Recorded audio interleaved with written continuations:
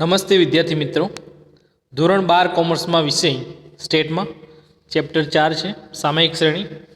છેલ્લે આપણે ચલિત સરેરાશની રીતના ઉદાહરણ જોઈ ગયા અને એના પ્રમાણે સ્વાધ્યાયમાં દાખલાઓ પણ આપણે જોઈ ગયા છે. આજે આપણે છેલ્લે જોવાનું કે ચલિત સરેરાશની રીતના ગુણ અને મર્યાદાઓ જે બે મુદ્દા બોર્ડની પરીક્ષામાં પૂછાતા હોય છે તો એ તમારે તૈયાર કરી નાખવા. ગુણના 2 મુદ્દા છે અને મર્યાદામાં 3 છે, પણ આપણે 2 મુદ્દા તૈયાર કરવાના એમાંથી. તો ગુણ જોઈએ તો પહેલો મુદ્દો છે કે સરેરાશનો ઉપયોગ કરીને આ રીતથી ટૂંકા ગાળાની અસર મહદઅંશે દૂર થાય છે અને શ્રેણીનું વલણ છે એ મળતું જોવા મળે છે, જે આપણે જોઈ ગયા છે. 3ની સરેરાશની રીત જોઈ ગયા, ત્યાર પછી 5ની ચલિત સરેરાશની રીત છે જોઈ ગયા છે.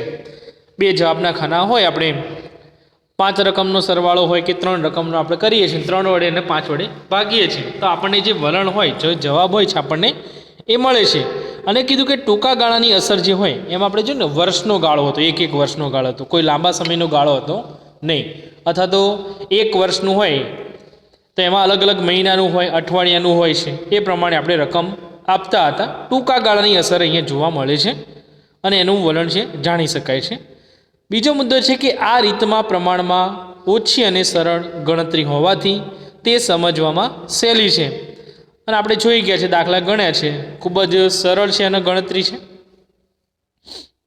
ત્યાર પછી મર્યાદામાં જોઈએ કે જો ચલિત સરેરાશનો ગાળો યોગ્ય રીતે પસંદ કરવામાં ન આવે તો આ રીતથી મેળવેલ વલણ ચોક્કસ હોતું નથી.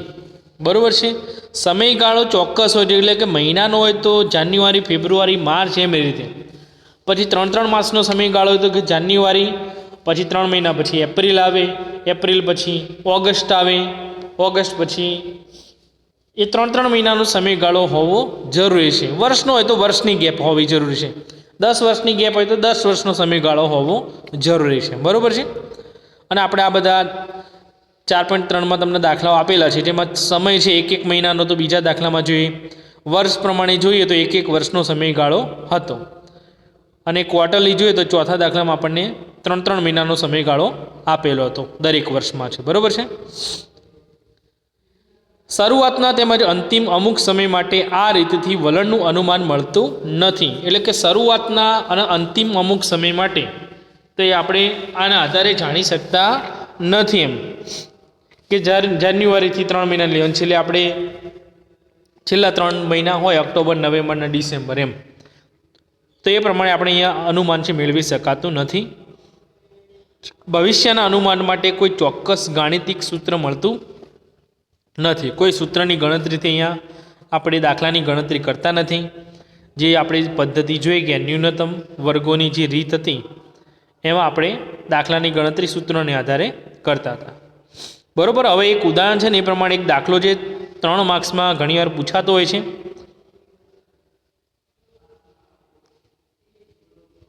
બરાબર. હા, ઉદાહરણ નંબર 7 આપેલું છે ને સ્વાધ્યાયમાં આપણે એ પ્રમાણે એક દાખલો છે, એટલે હવે છેલ્લું એક ઉદાહરણ જોઈ લઈએ અને એમના પ્રમાણે તમે દાખલો અહીંયા ગણી શકો છો. હવે અહીંયા શું કીધું કે n બરાબર 8 છે, તમને રકમ આપી દીધી, ખાના કોઈ દોરવા નથી, સીધો 3 માર્ક્સનો દાખલો એટલે તમને ગણતરી કરીને સીધું a અને b ની રકમ શોધીને સમીકરણ શોધવાનું છે. સિગ્મા y આપ્યા 344 અને સિગ્મા ty છે 1342 આપ્યા. હવે nના આધારે છે ને આપણે એ ટીની રકમ શોધવાની. જો જ્યારે n બરાબર 8 હોય કે કોઈ પણ સંખ્યા હોય તો તમારે ટીની રકમ છે ને એટલી આવે, 1 થી લઈને જે n બરાબર જે હોય ત્યાં સુધી તમારે સંખ્યા લખવી પડે નહીં. એટલે ટી બરાબર જો એ લખેલા છે આ રીતે, અથવા તો અહીંયા ટીનું ખાનું દોરીએ આપણે આ રીતે.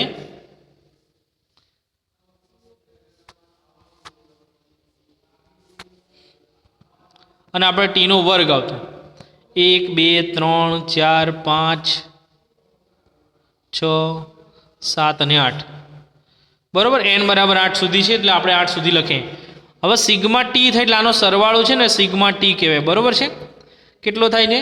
36 થાય. 1 થી 8નો સરવાળો છે ને 36 ટોટલ થાય છે.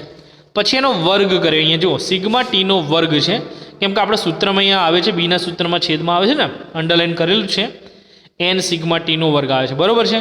અને સિગ્મા ટી પણ આવે છે. સિગ્મા ટીને આધારે આપણે શું શોધવાનું? તો ટી બાર.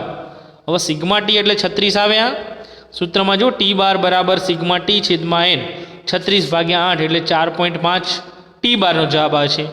વાય બારની ગણતરી આપેલી છે. સિગ્મા વાય 344 છે, બરાબર છે. છેદમાં n એટલે 8, 344/8 કરે એટલે કેટલા આવશે? 43 આવે છે. હવે ટીનો વર્ગ આપેલો છે અહીંયા, તો અહીંયા આડી ગણતરી અહીંયા આપેલી છે, ખાના વગર છે. 1નો વર્ગ, 2નો વર્ગ, 8નો વર્ગ છે, એ રીતે આપી દીધું. તો આ બધાનો આપણે વર્ગ કરીએ ને, 1, 4, 9, 16, 25, 36, 49 અને 8નો વર્ગ કેટલો થાય? 64, બરાબર. આ રીતે બધાનો વર્ગ કરીએ એનું ટોટલ અહીંયા આપેલું છે.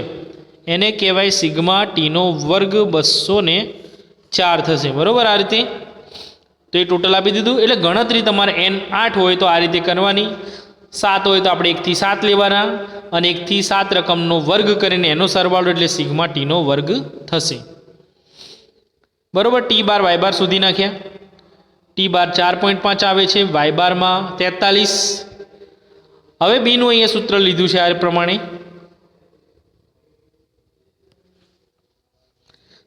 n sigma T Y minus sigma T sigma Y એટલે 8 × 1342 માઇનસ 36 × 344 છેદમાં 8 × 204 માઇનસ 36નો વર્ગ. હવે આ બધાનો ગુણાકાર કર્યો છે, 10,736 માઇનસ 36 × 344 એટલે 12,384 છેદમાં 8 × 204 એટલે 1632 અને 36નો વર્ગ થશે 1296. હવે ઉપરની જે બાદબાકી કરે એટલે માઇનસ 1648 છેદમાં બાદબાકી કરે એટલે 336. હવે એનો ભાગાકાર કરીએ તો માઇનસમાં જવાબ આવશે, આપણે નિશાની ઉપર માઇનસની છે. 4.948 એટલે આપણો જવાબ તો 4.9 જ લખાય, કેમ કે 4 છે એટલે 91 ના થાય 90ની જગ્યાએ, એટલે તમારે ફરજિયાત અહીંયા 490 ગણાય, બરાબર. આ છે 4.9 નથી, 4 એટલે એ 4.90 ગણાય છે. ત્યાર પછી હવે એનું સૂત્ર લખવાનું અહીંયા, a બરાબર વાય બાર માઇનસ ટી બાર, બરાબર. વાય બારમાં 43 માઇનસ બીની જગ્યાએ માઇનસ કૌંસમાં લખ્યો માઇનસ 4.9 ગુણ્યા ટી બારમાં 4.5. હવે 43 ના 43 માઇનસ માઇનસ પ્લસ થઈ જાય, 4.9 ગુણ્યા 4.50 એ બંનેનો ગુણાકાર થશે 22.05. ટોટલ કરીએ આપણે તો એનો જવાબ આવશે 65.05. પછી આપણું જે સુરેખ સમીકરણ છે વાય કેપ બરાબર a વત્તા બીટી, એની જગ્યાએ 65.05 વત્તા વત્તાની નિશાની પણ બીને આપણે કૌંસમાં લખીએ છીએ માઇનસ 4.90 અને ટી. હવે પ્લસ માઇનસની નિશાની કાઢી નાખીએ કૌંસ કાઢીને, એટલે આપણું સમીકરણ કંઈક આ રીતે આવે છે, 65.05 માઇનસ 4.90 અને ટીની કોઈ રકમ છે નહીં